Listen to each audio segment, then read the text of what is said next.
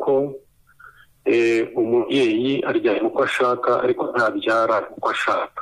Yego, hari umwana wawe witwa Moses abantu benshi bamenye kubera kumurika ibintu by'imideli. Ni umwana warugeze ku rwego rushimishije abifashijwemo n'igihugu. yego, IPRC yagiye afashwa n'igihugu kugeza ubwo ageze mu Butaliyani kuri bije y'igihugu akorerwa buri kimwe cyose. Nyuma yaho araza akorera mu gihugu, hari motivasiyo leta yagiye imuha, yagiye kwita izina ingagi. Leta yakoze buri kimwe cyose kugira ngo izamure izina ry'umwana kugeza uyu munsi. Ni umwana wari uri ku rwego rushimishije mu bijyanye n'ubukungu, mu bijyanye n'ubwenge, ari leta imusunika. Ndatekereza ko nubwo harimo nawe uruhare rwawe nk'umwana, ariko urwego yari ariho tekereza ko atakesha umuntu wamuhaye n'imbaraga za leta. ibyo ni ukuri kuzuye. Ariko muri iki gihe twibuka abacu bazize jenoside yakorewe abatutsi mu mwaka w'igihumbi kimwe magana cyenda mirongo cyenda na kane. Moses yavuze amagambo akomeye ku itariki 12 z'ukwa kane umwaka wa 2025 akoresheje urukuta rwe akunze kunyuzaho amakuru. Arandika avuga amagambo ateye agahinda n'isoni, amenasa umukuru w'igihugu, amenasa famiye ye, amenasa inkotanyi, avuga ko zihora yuko zaguhohoteye ubwo wari ufunze, avuga yuko ngo yaje kugusura. Byatumye rero abantu benshi bibaza kuri ibyo bintu, kugira ngo nawe wagiye ukurikira imbuga nkoranyambaga, ibinyamakuru byinshi bitandukanye byo mu Rwanda no hanze, bagenda bibaza kuri uwo mwana ese bimeze bite. Hari n'abatatinye kuvuga amateka se wa mwana uha amata akawuha amaraso.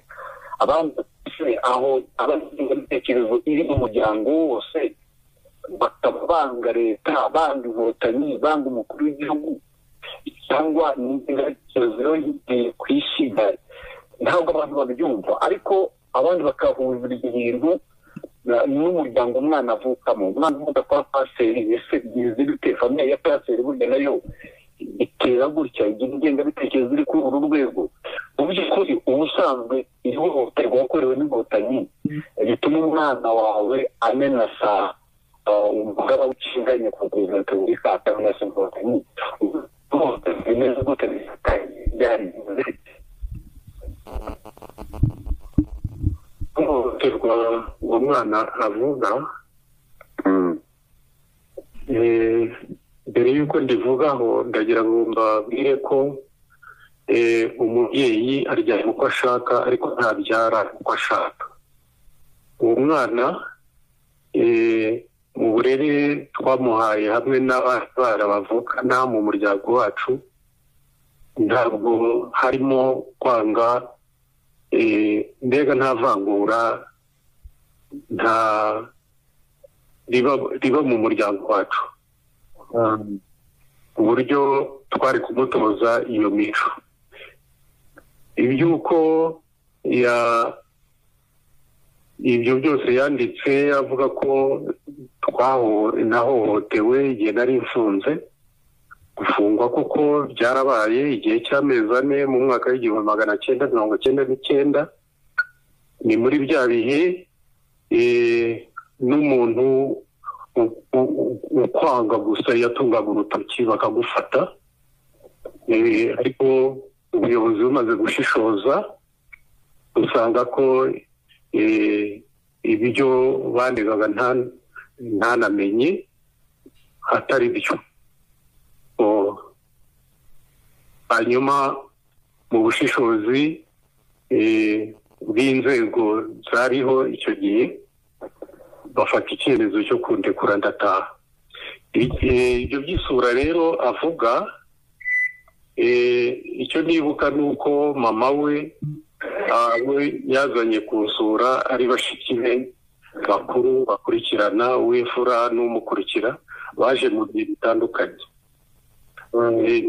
We rero ashobora kuba ari amakuru yenda bamuganirije nk'abana, mu gihe cy'isura babona abantu bahabwa iminota mike cyane ko hari n'igihe umuntu yinjira asubiye mu gihome ataganiriye bihagije n'abaje kumusura. Rero yavuga ko nahohotewe n'inkotanyi bakankubita cyangwa bakamukubita yaje kusura. Ibyo nta byabayeho, nta hohoterwa nzi rwose, ahubwo ngiye nishimira ko icyo gihe mu bushishozi bw'inzego zariho babonye akarengane kanjye bagafata icyemezo cyo kundekura bitanatinze. Rero urashaka kuciye mu ijambo, urashaka kuvuga ko ibintu Moses arimo kuvuga ari ibinyoma? Ibyo avuga ni ibinyoma rwose, ntaho bihuriye n'ukuri. Nta hohoterwa ry'inkotanyi twagiriwe kugeza n'ubu, ntaryo tubona. Murakoze cyane.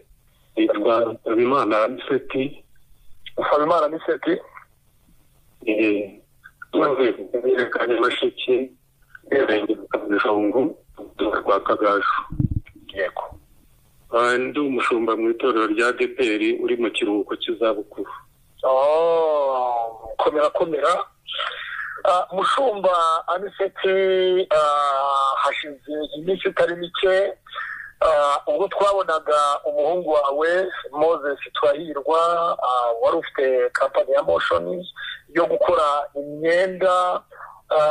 Ni umuntu wagize amahirwe muri iki gihugu cy'u Rwanda kumva ko yatoranwa akandika umukuru w'igihugu ndetse n'abandi bayobozi batandukanye b'igihugu cy'u Rwanda. Ubundi Moses avuga ko wamubatije, niwe wamubatije koko mu itorero rya ADEPR? Igihe avuga nyine yabatirijwe, nari nyiri umupasitori nyine uri mu mirimo. Yego. Mu gihe yavuze ati bakavuga ni mu Kinyarwanda ngo zitukwamo nkuru kandi ngo irya ikibi irakirigata, abandi bakavugira bati nta muryango ubura ikigoryi. Iryo jambo narikoresheje ku Ikaze TV ku munsi w'ejo, ndavuga ni nta muryango ubura ikigoryi. Ibigori bishobora kwera bikaba ibigori byiza, ariko hari agakoko kagira mu bigori kakitwa nkongwa. Moses aragira ati ubwo yari afite imyaka 6 papa we yari afunze, ari wowe Aniseti, ajya Icyangugu Kamembe kuri gereza gusura papa we Aniseti, ari wowe. Ntabwo amazina yari yayamuhishe neza yakirimo. Avuga yuko ngo yajyanye na mama we afite imyaka 6. Avuga ko yazi inkotanyi kuva afite imyaka 6, ubwo yajyanaga na mama we gusura papa we afunze. Inkotanyi zaramufunze. Nyuma yaho mu gihe papa batanga iminota mike yakagusuhuje gusuhuza umwana wawe Moses, inkotanyi gukubita ikibuno, hanyuma ngo iminota irangiye bitugenda ngo ndagenda gatanga ngo mystérieuse recette. Akavuga yuko ngo hari umututsi waba wararokoye warakijije, hanyuma uwo mututsi warokoye ariko ngo akaba mwene wanyu wakoze jenoside yakorewe abatutsi, wishe abatutsi. Ibyo rero we Moses akavuga yuko ngo yanga Kagame akanga n'inkotanyi zose muri rusange. Iyo avuze inkotanyi zose muri rusange akavuga ko yanga Kagame, ubwo muri magambo inkotanyi z'abatutsi, inkotanyi z'abahutu, nk'uko byavuga kera hari amoko turi muri ndi umunyarwanda. Bivuze iki? Yanga abanyarwanda bose muri rusange ndetse n'umukuru w'igihugu cy'u Rwanda. Iyo wumvise ijambo nk'iryo bitangazwa n'umwana wibyariye mu maraso yawe, utari se wabo, utari nyirarume, ahubwo uri papa we mu maraso wibyariye n'umudamu mwashakanye, ubyakira ute? Ibyo byose yagiye akora anavuga no mu nkoranyambaga zagiye zibanza, hari ibyo yagiye avuga birimo ibinyoma, hari ibyo avuga yakoze kandi ataranabikoze. Urugero nko kwiyita umugore, ibintu nk'ibyo. Rero ni ubwo ibyo by'Icyangugu yabishyizemo, avuga ko ahohotewe, ariko bose ntabwo agezemo hohoterwa n'inkotanyi. umwanya washize n'ibyo nkomeje kuvuga kandi niko kuri kwanjye. Aho nari ngereje ndavuga ko kuva muri segonderi gukomeza kaminuza i Kigali, ubwo bavuye muri segonderi Butare kugera mu Butaliyani, aho hose yagiye yiga ni ku mahirwe igihugu cyamuhaye, ariyo mahirwe y'umuryango. Ariko nubwo bimeze bityo, ubwo urumva ko hano mu rugo duherukana kera mu buryo bwo kubana igihe kinini nk'umwana mu rugo. Ni ukuvuga ko rero kubera uko kuba iyo hose ndetse na nyuma yatangiye ubwo buhanzi n'ibikorwa bye, aho yagiye akorera ni umuntu utagira inzu, arahakorera ari n'aho acuruza, ari n'aho ataha, kugenda akodesha, hari n'igihe tutamenya n'ahantu ari. Ibyo mu mujyi namwe murabizi, aho usize umuntu none ariyo agaruka hashize nk'amezi 6 cyangwa umwaka ugasanga haravuye gutyo. Ntuhamusange. Ubwo rero ibyo byose ntekereza ko ibyo agenda atangaza natwe byaratubabaje cyane, kumva adukurubira muri ibyo bintu by'imitekerereze ye nayo. Rero nshobora kuba ibyo yakoze ari ibyo avana mu bo bagiye babana cyangwa babana aho hose agenda anyura, abandi b'igihugu cyangwa se mu rubyiruko rundi bahura nabo, cyangwa akaba ari ibyo imuza mu mutwe bitewe no kuba yenda yanyoye ibiyobyabwenge. Rero iyo umuntu yanyoye ibiyobyabwenge ashobora kuba akagaragara imbere y'abantu ariko wiyumvamo ko ari mu yindi si. bivuga ngo hari abapfuye bahagaze.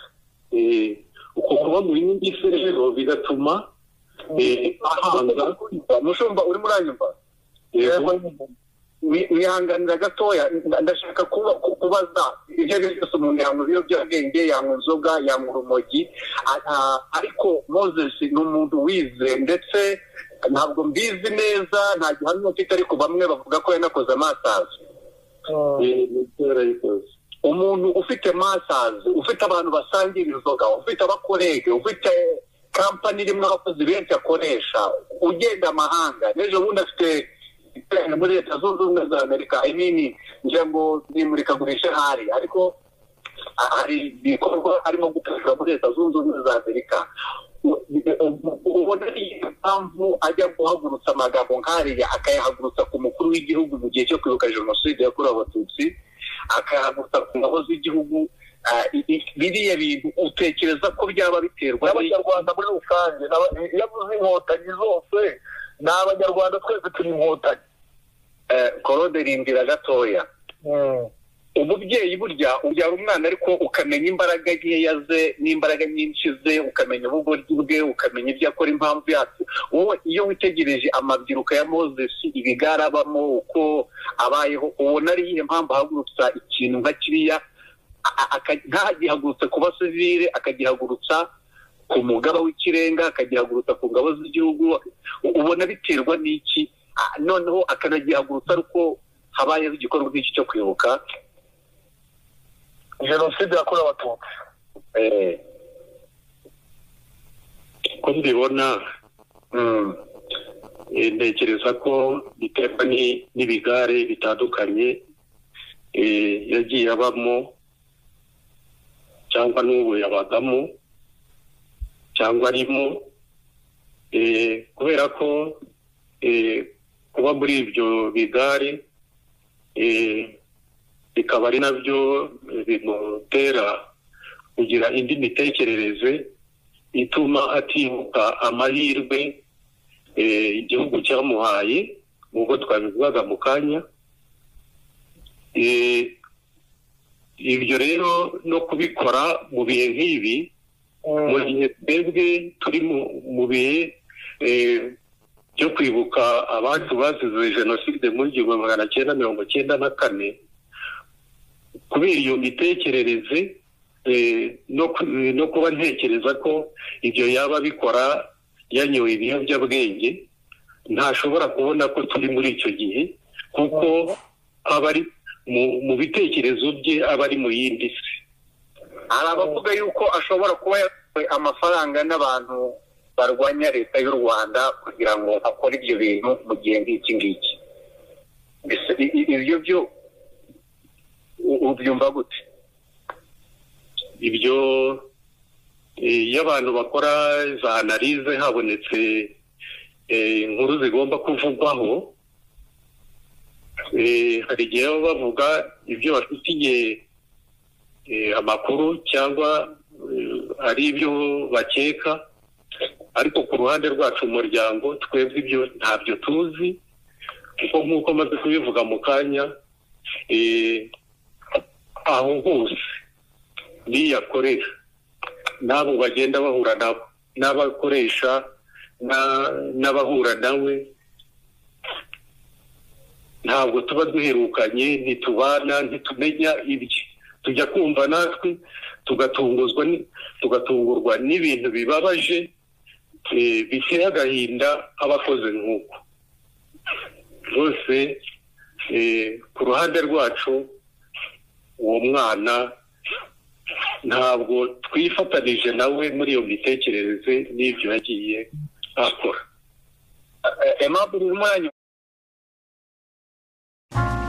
I think an artist is someone who is continuously in dialogue with akora.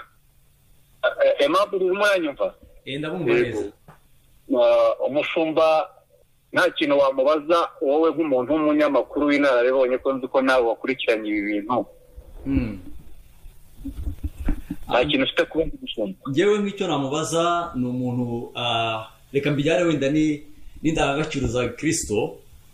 Mwagiye mumubaza cyane ibijyanye n'uburere wenda mboneragihugu nk'uko twabwize kera, ariko nka pasiteri, ese we nkawe igihe baherukana akiri umwana, kubera ko baravuga ngo uburere buruta ubuvuke, nkawe nka pasiteri igihe yabanaga nawe, uburyo yamutozaga, uburyo yamwigishije indangagaciro z'ubunyarwanda, uburyo yamwigishije indangagaciro za Kristo, ese abona impamvu yaba yaratumye Moses wakuriye mu rugo rw'umushumba, impamvu yatumye ahinduka akagera n'aho twavuga yihakana igihugu cyamwibarutse? Basi ubona ari iyihe mpamvu? Impamvu mbona n'ubundi nayivuze mu mwanya, ndongera kuyisubiramo.